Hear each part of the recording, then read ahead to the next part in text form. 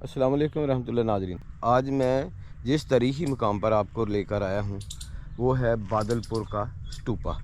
ये मेरे सामने बादलपुर का स्टूपा है, इस तरफ बादलपुर आबादी है और ये सामने पहाड़ है।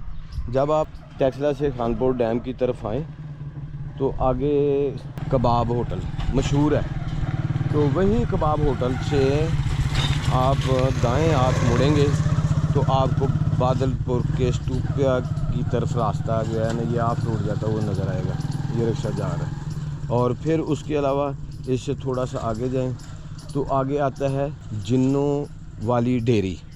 तो अब पहले मैं आपको दिखा देता हूँ बादलपुर का स्टूपा और साथ बता देता हूँ इसकी हिस्ट्री। तो जुड़े रहिए मेरे साथ। जिन दोस्तों ने मेरे चैनल को सब्सक्राइब नहीं किया तो आपसे इल्तमास है मेरे चैनल को सब्सक्राइब करें, बेल आइकन को प्रेस कर दें ताकि मेरी आने वाली हर नई वीडियो आप तक पहुंचती रहे। जब तारीख़ नहीं थी तो देवमलाई उस वक्त भी मौजूद थी। सिर्फ ये नहीं कहा जा सकता कि जब इंसान ज़िंदगी गुजारनी शुरू की तो उसने देवमलाई किस्सों को मद्देनज़र रखा या उनमें से एक अफसानवी रंग था, बल्कि अगर हम देखें तो कि इब्तदाई ज़िंदगी का जो तरीक़ाकार था वो ये नहीं कहा जा सकता कि वो देवमलाई किरदार पर था। इसी तरह किसी न किसी इलाके में किसी न किसी चीज़ की पूजा की जाती है, जैसे अष्टार देवी की पूजा की जाती थी। मुमकिन है बहुत सी चीज़ें ऐसे किताबों में ना मिलें जिस तरह अष्टार देवी के किस्से आपको किताबों में मिलेंगे। इसी तरह रामशीस के बारे में भी कहा जाता है कि उसकी भी मुकम्मल तहकीक नहीं की जा सकती कि रामशीस कौन थे, कहाँ से आए थे और उनकी नस्ल कहाँ से चली। रामशीस के बारे में तहकीक अभी जारी है। देवमलाई कहानियाँ ये नहीं कहा जा सकता कि वो मिस्र में थी या इराक़ में थी या बरसगीर में थी, बल्कि ग्रीस मिथोलॉजी का इंसानी ज़िंदगी में बहुत ज़्यादा रोल है। उसके कल्चर में, उसके रहन सहन में, उसकी बुदोबाश में। अगर देखा जाए तो आज भी यूनान के देवी देवता बहुत ज़्यादा मशहूर हैं।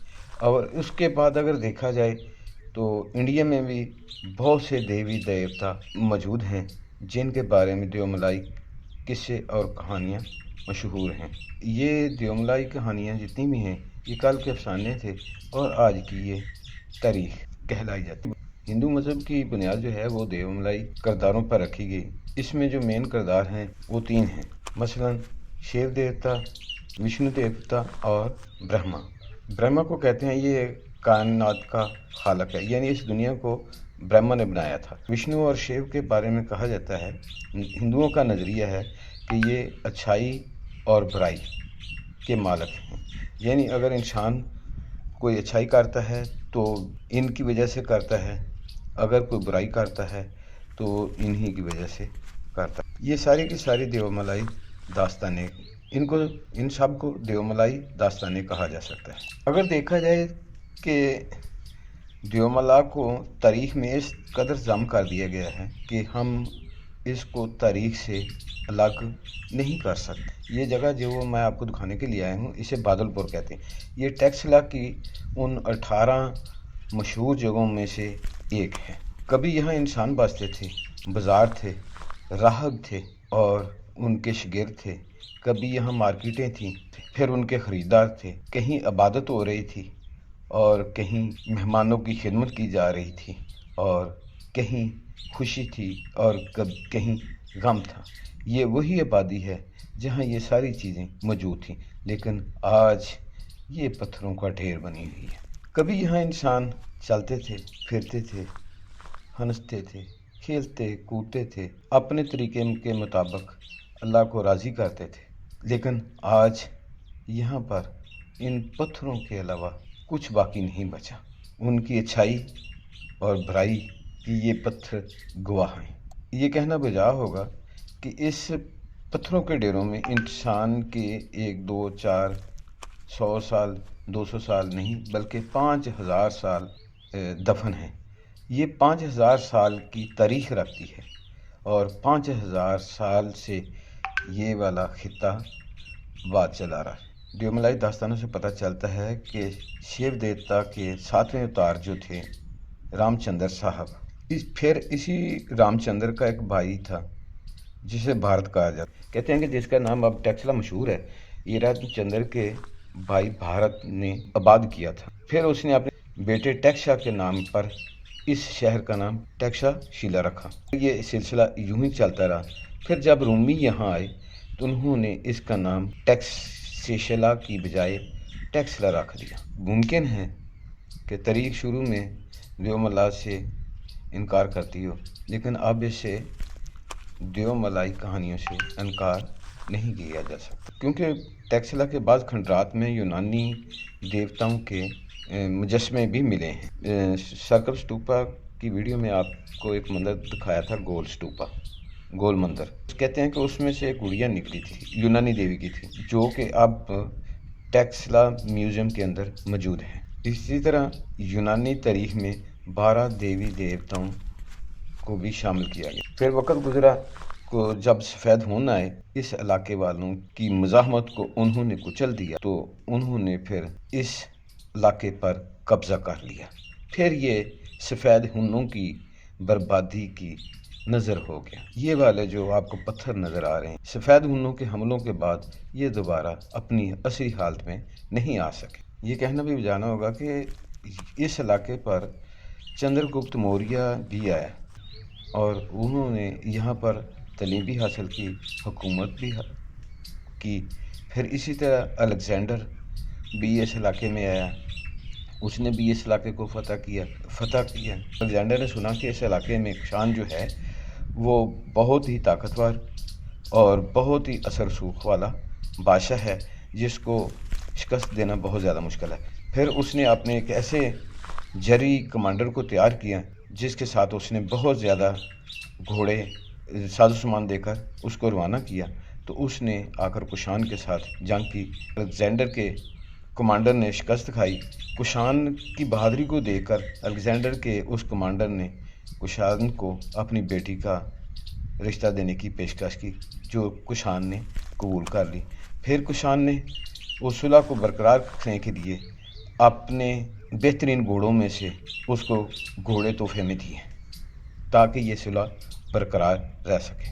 कहते हैं कि ईरान के खामोशी खानदान जो थे, जब उन्होंने ईरान पर हुकूमत की तो ये भी उन्हीं के ज़ेर तसल्लुत था। यानी टैक्सला, सूबा पंजाब का काफ़ी सारा हिस्सा उन्हीं ईरानी खामोशी ख़ानदान के ज़ेर तसल्लुत था, उनका कब्ज़ा था। फिर उन्होंने इस इलाके पर भी हुकूमत की, अपनी रस्म व रिवाज के मुताबिक, अपने मज़हब के मुताबिक यहाँ पर उसने अपनी इबादत भी। अगर बात की जाए कि खामोशी ख़ानदान की दौर हुकूमत की, कहते हैं कि खामोशी ख़ानदान ने 400 से 600 कबल मसीह तक इस इलाका में हुकूमत की। जब उनका वक्त गुजरा तो फिर यूनानी इस खिता में वारद हुए। किसी भी स्तूपा पर चल जाए तो उसके दाएं, मेन स्तूपा के दाएं बाएं तवाफ करने के लिए वो लाजमी जगह बनाई गई है। मैंने इस टैक्सला के जितने भी स्तूपा का विजिट किया, उनके मोस्टली यही है कि हर स्तूपा के चारों तरफ, जिस तरह हम खाना काबा का तवाफ करते हैं, इसी तरह ये भी लोग अपने स्तूपा का चारों तरफ से तवाफ करते हैं। ये जिस तरह आम दूसरे स्तूपा में आपको दिखाया है कि साइड पे राहबों के रहायशी कमरे या उन इबादत करने के लिए जगह थी, तो ये वही सीन है कि ये सामने जो इस तरफ ये राहदारी आ रही है, इसके इस तरफ ये राहबों के जो इस स्तूपा पर इबादत करते रहते थे, तो उनकी रहाइश के लिए कमरे बनाए गए थे इस लाइन पे। यहाँ पर जो है ये वाली जगह, फिर यहाँ भी उनके लिए ये कह लें कि असेंबली हॉल था। और दूसरी चीज़, जिस स्तूपा पर मैं खड़ा हूँ, ये बुद्ध मत के बानियों ने तमीर कराया था, और ज़्यादातर जिसका नाम चाह रहा है वो कुषाण है, और जिसकी सल्तनत का दूर दूर तक ढंडोरा पिटा जाता। कुषाण सल्तनत या कशान सल्तनत या कसाना सल्तनत, इसके मुख्तलिफ नाम थे। चीनी इसी सल्तनत के एक फ़र्द थे, यूची। चीनी माफजों की रूह से यूचियों का वतन शुमाली चीन था। वो 165 कबल मसीह में वस्ती एशिया के दूसरे कबीला ह्यूनों ने यूचियों पर हमला कर दिया और इन्हें वतन छोड़ने पर मजबूर कर। ये ऊपर जाने के लिए रास्ता, और ये इस तरफ 2 स्तूपे थे, ये साइडों पे बने हुए, ऊपर जो है वो मेन स्तूप है, वो मैं आपको दिखला देता हूँ। इन स्तूपों पर बुद्ध के गाहब चढ़ रहे होंगे, तो आज मैं जा रहा हूँ। कहते हैं कि ये स्तूपा जो मेन है, इसकी लंबाई 80 फुट, चौड़ाई 74 फुट और इसकी हाइट 70 फुट, और इसके सेंटर में एक बुद्ध मत के लीडर, उनके राहब, वो इस छतरी के नीचे बैठकर अपनी इबादत किया करते थे, और इस तरह सारे लोग साइडों पे होते थे। इसका व्यू जो है ना कुछ इस तरह नज़र आता है। ये भी एक स्तूपा है इस तरह, और वो साइडों पे कमरे, और इसी तरह मुमकिन है यहाँ भी कमरे बने होंगे, ये भी आगे भी है, और फिर इस तरफ भी कमरे बने हुए, ये आगे भी इसकी काफ़ी जगह थी, और फिर इसके साइडों पे भी उसी तरह तालाब, किचन, बावर्ची खाना और बुद्धा के मुजस्मे रखे गए थे। कहते हैं कि जिस वक्त ये स्तूपे दरियाफत हुए, ये ऐसे नहीं हो गए, बल्कि जब बारिशें होती थी या ज़लज़ले आते थे तो उसके कुछ असरात इन इमारतों के ज़ाहिर होते थे। मकामी लोग जब यहाँ आए तो उनको यहाँ से फिर मुख्तलिफ चीज़ें मिली, घड़े मिले, मूर्तियाँ मिली, चांदी के जेवरात, सोने के जेवरात, गुड़ियाँ मिली, बुत मिले, मुजस्मे मिले, तो जो कि मुख्तलिफ म्यूज़ियम में पड़े हुए हैं, जिसकी वजह से मज़ीद खुदाई की गई, तो फिर ये इनकी साबका इस इमारतों के हिस्से भी ज़ाहिर होना शुरू हो गए, जो आप देख रहे हैं। उम्मीद है नाज़रीन मेरी ये आज की वीडियो आपको पसंद आई होगी, तो आपसे इल्तमास है मेरे चैनल को सब्सक्राइब करें, बेल आइकन को प्रेस कर दें, ताकि मेरी आने वाली हर नई वीडियो आप तक पहुंचती रहे। तो फिर मिलेंगे एक नई वीडियो के साथ, तब तक के लिए अल्लाह हाफ़िज़।